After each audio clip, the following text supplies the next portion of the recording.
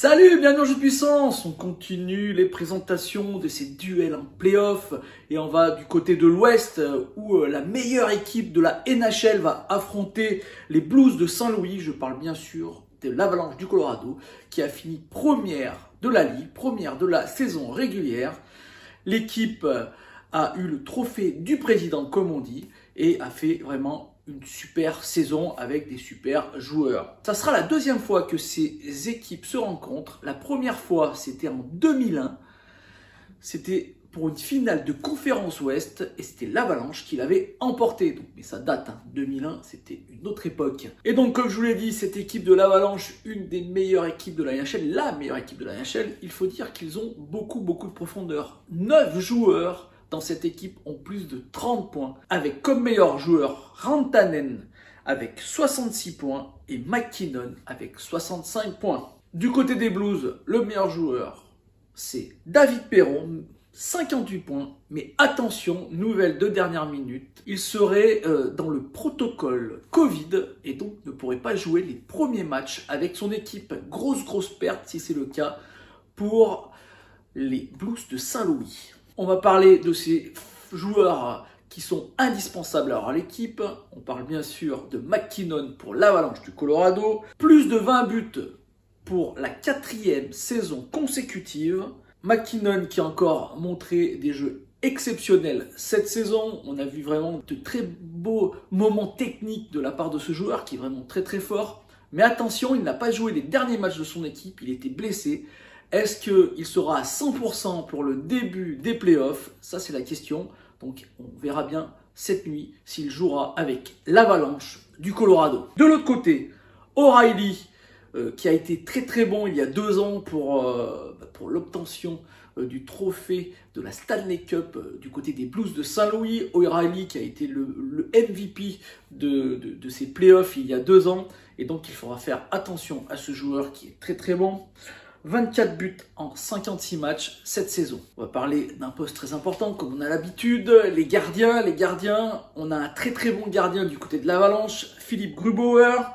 Il sera secondé par Jonas Johansson ou Devan Dubnyk qui sont allés chercher du côté de San José. Il n'a pas fait très bien, il a joué 5 matchs, 3 victoires, 2 défaites. Johansson, c'est 5 victoires et seulement 2 défaites, donc plutôt pas mal du côté de Jonas Johansson. Et Philippe Grubauer, c'est 30 victoires, seulement 10 défaites, 1,95 buts en moyenne par match, donc c'est vraiment génial, et 92,2% d'efficacité. Vraiment un des meilleurs gardiens de la Ligue cette saison.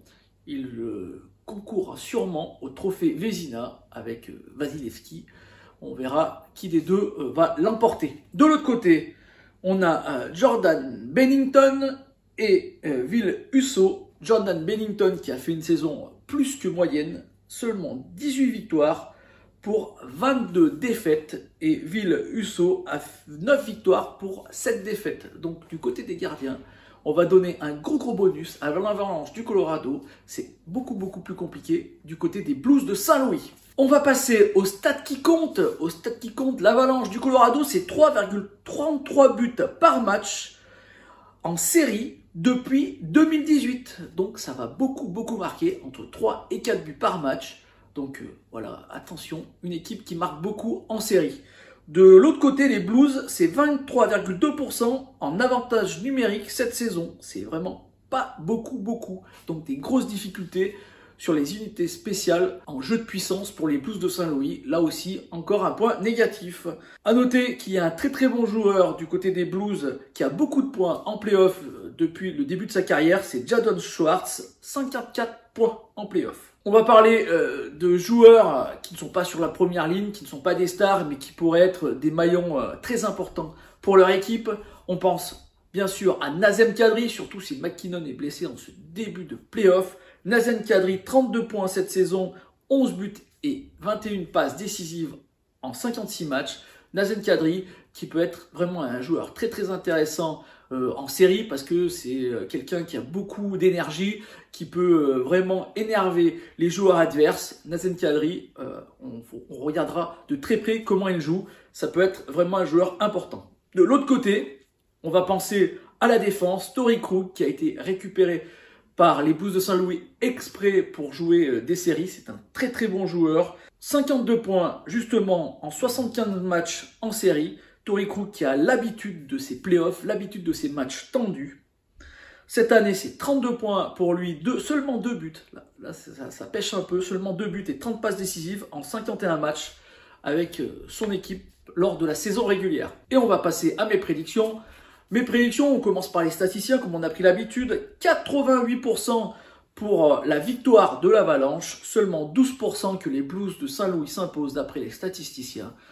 On va les suivre, hein. On va pas prendre de risques. On pense que l'Avalanche va s'imposer contre les Blues, surtout que, comme je vous l'ai dit, en termes de gardien, c'est plutôt moyen cette saison. L'Avalanche qui gagne, 5 matchs max. À mon avis, ça va être une formalité.